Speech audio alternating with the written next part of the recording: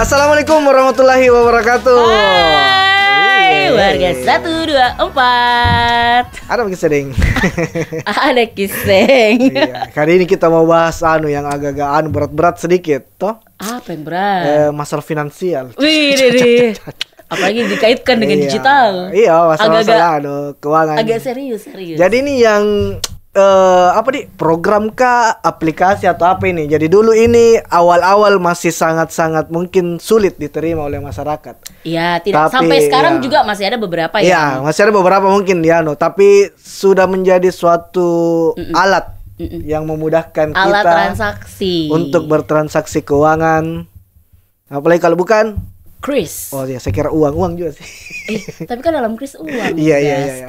Tapi saya tanya kalau kita biasanya itu kalau cewek-cewek katanya kalau pegang uang cash pasti habis. Ya. Biasanya begitu toh. Ya. Tapi kayaknya ini saya pakai kris habis juga. Tidak, memang itu kris bagaimana tidak habis. Kenapa saya bilang itu kris sekarang sama kayak uang biasa, kayak uang cash, karena sangat mudah digunakan di mana-mana, untuk khususnya di perkotaan ya. Karena kan hampir semua sekarang biar penjual sayur pakai kris. Iya, ada pokoknya semua gade-gade. Tapi ada di depan. Sebelum kita panjang lebar bahas ini kris, apa itu kris? Tolong editor. cari dulu. Jangan mau susah, jangan mau urus editor. Saya terus terang aja tidak tahu apa kepanjangannya, toh. Tapi kris itu kan saya tahu penggunaan untuk alat transaksi lah, toh. Kita kan sekarang belinya kris. Tapi kan orang-orang dari segi penyebutan itu ada yang bilang QRIS. Ada juga KRIS. Iya. Ada juga biasa bilang yang barcode. QR. Jadi penyebutan yang betul. Iya, kris. Kris ya. Ya, jadi dari segi penyebutan dulu karena kan pasti banyak yang biasa sebut QR code. Ada yang bilang mau nggak pakai QRIS. Ada QRIS. Apa QQ kapan? Ya, jadi apa itu kris? Itu masuk mianuku tunggu dulu ya. Aku cari ke saya dah. Quick Response Code in bahasa Inggris, Indonesian Standard. Jadi bahasa Inggris. Jadi makanya kita tidak ingat bahasa Inggris. Jadi itu menggunakan transaksi keuangan menggunakan barcode.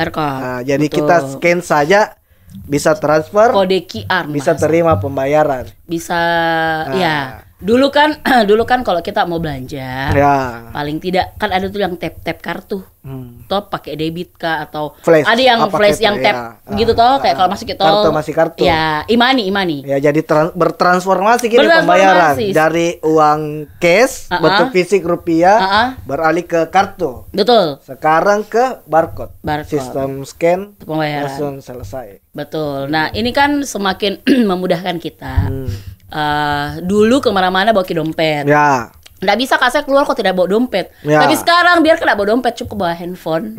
Kita bisa kemana-mana, bisa melakukan pembayaran, bisa melakukan transaksi. Sekarang mungkin dompet sisa untuk kartu-kartu kayak KTP.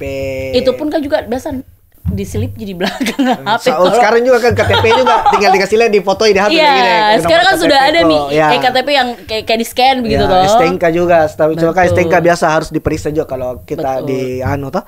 Jadi terus ini penggunaan kris. Kau secara pribadi pakai kris itu untuk apa? Dong. Untuk apa dulu? Jual beli memang saya pedagang.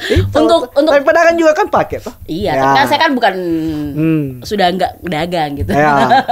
Jadi pakai untuk bertransaksi untuk belanja. Sama saya juga untuk belanja. Untuk transfer tunai. Transfer tunai dalam artian bukan transfer ini ya, kan biasanya kita cari uang tunai atau apa kan? Transfernya ada QR penerima gitu. Iya, betul. Dan memang sekarang transfer itu dengan adanya QR saya juga pribadi, akhirnya saya tidak terlalu banyak pegang uang cash. Jadi untuk kayak dibilang jatuh, tercecer, atau mungkin yang paling parah kita dapat uang palsu itu lebih minim kita.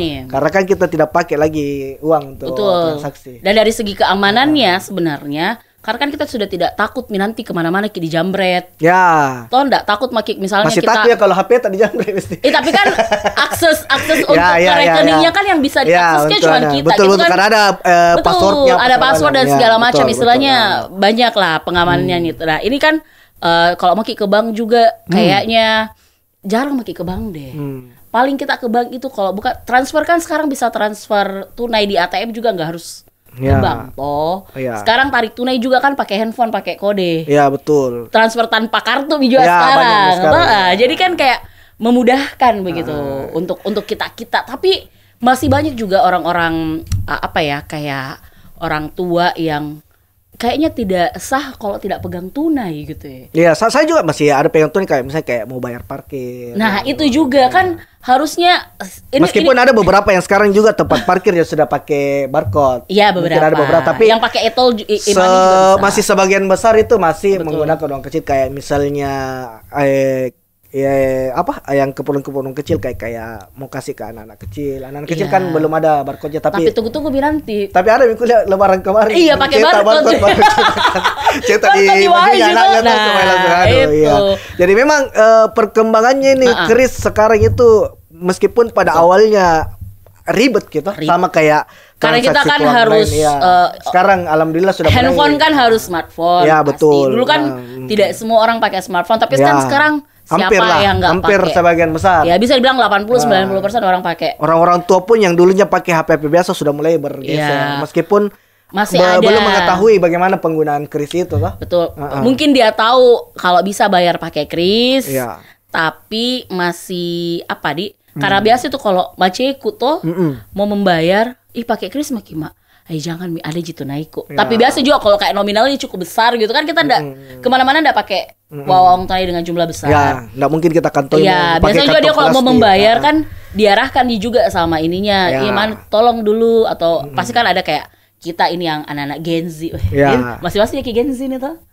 Setengah-setengah kayaknya. Iya, kita antara milenial sama Gen Z. Nggak mungkin kayaknya kalau kita mesti usia milenial 91 masih perilaku kayaknya yang gengsi.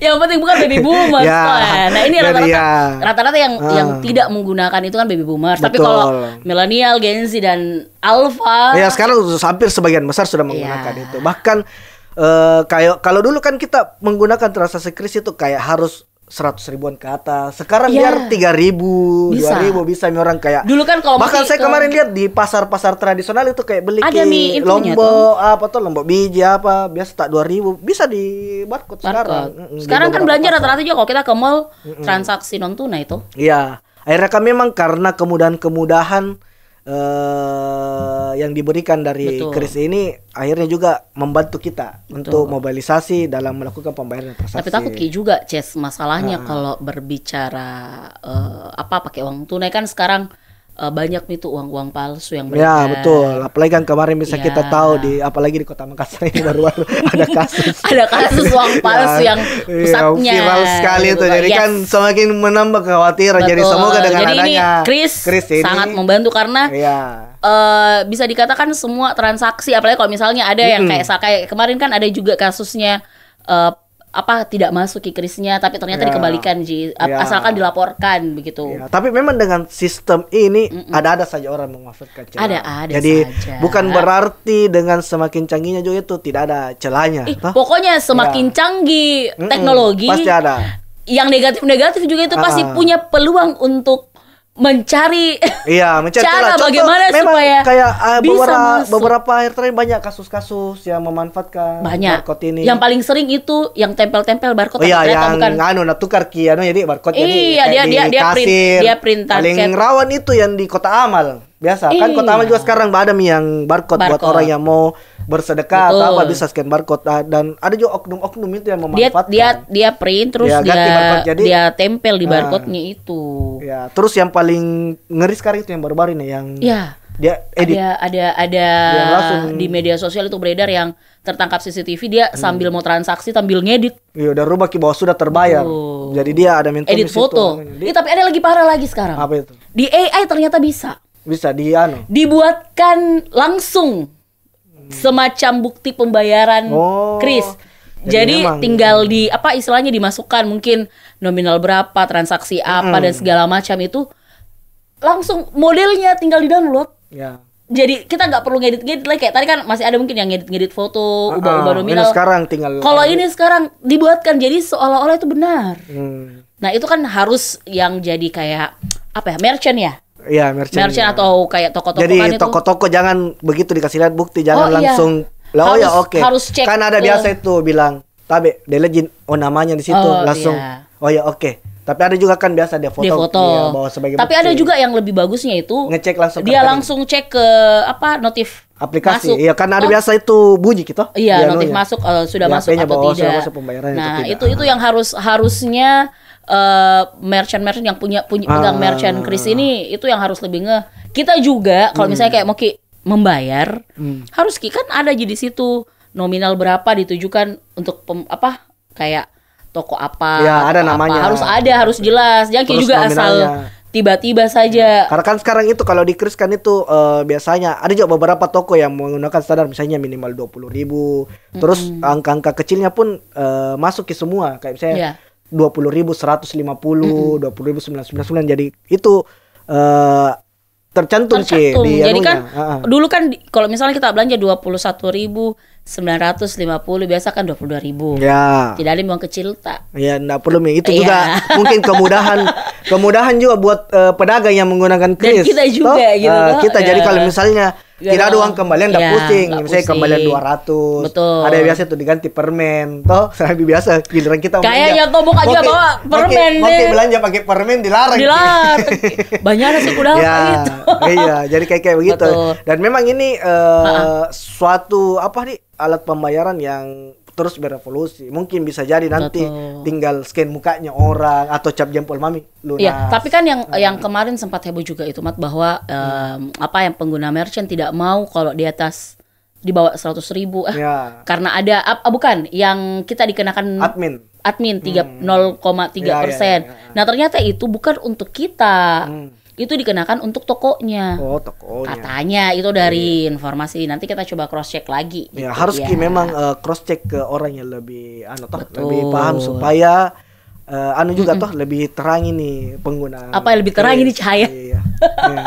Nah ini kan banyak juga yang kejadian-kejadian Kris, penipuan-penipuan. Nah, itu kan harus istilahnya sebagai pengguna ini kesadaran kita sebenarnya karena kalau dari sistem, kalau kita lihat sistemnya kan Kris sudah istilahnya minim cacat apa kalau secara istilahnya kayak cacat aplikasi lah kayak gitu selama ini alhamdulillah saya masih sangat jarang mendengar bahwa ada orang dibobol. Betul. Rata-rata penipuannya masih sekedar penggantian barcode atau apalah segitu. Jadi memang untuk eksternal pribadi, bukan kayak dijebol apanya. Betul. Jadi tingkat keamanan juga sebenarnya cukup tinggi. Keamanan data juga oke. Jadi ya ini memang salah satu transformasi di bidang keuangan digital gitu ya. Nah, kita harapkan nanti ini juga ada transformasi baru yang perkembangan tidak usah lagi pakai kode-kode, langsung saja tinggal di tap saja. Kan banyak tinggal kayak dibilang HP saja dikasih tempel di atau bahkan sidik jari atau mungkin bahkan ada yang pakai chip gitu tuh kayak dikasih begini. Kayak telapak tangan kalau chip di mana mau taruh kok kalau kira-kira ada canggih gitu nih. Nah, yang taruh di kepala nanti. Tidak, kan ada tuh yang kayak pakai apa? Kalau di Cina kan sudah ada tangan bahkan pakai tangan. Di luar negeri banyak ada juga yang jempol di scan. Kira-kira kalau misalnya pakai jempol bisa nanti pakai kedip mata kapan langsung. Iya, kok bahaya, Ces. Kedip mata habis katanya nanti kedip-kedip. Langsung dikasih begini matamu penjual berkedip mau kok. Langsung bisa dibatalkan. Nah, itu yang mudah-mudahan nanti kita berharap ini barang ini akan terus berkembang dan kayak minus-minusnya kayak tadi penipuan itu juga semakin kurang. Betul. Mungkin nanti lebih detailnya kita akan bahas di episode selanjutnya dengan pakar-pakar yang mungkin lebih mungkin dari orang Bank Indonesia kah, yang memang yang mengawasi, yang mengeluarkan produk-produk ini toh. Iya. Karena kita kan cuma sebagai pengguna toh. Kita ini beropini karena kita menggunakan, merasakan manfaat gitu toh. Jadi mungkin kalau ada teman-teman yang juga punya pengalaman yang menarik tentang penggunaan Kris ini atau penggunaan QRIS, bisa komen kalau mau di bawah, cek info-info di mana cek di RR Digital, rri.co.id juga. Di YouTube-nya kita. Ya, jangan lupa like, comment, and subscribe. Jadi? Mungkin sampai sini pembahasan. Kayak biasa kita akhiri. Wabillahi taufiq wal hidayah. Wassalamualaikum warahmatullahi wabarakatuh. Bye-bye. Dadah. Bye-bye.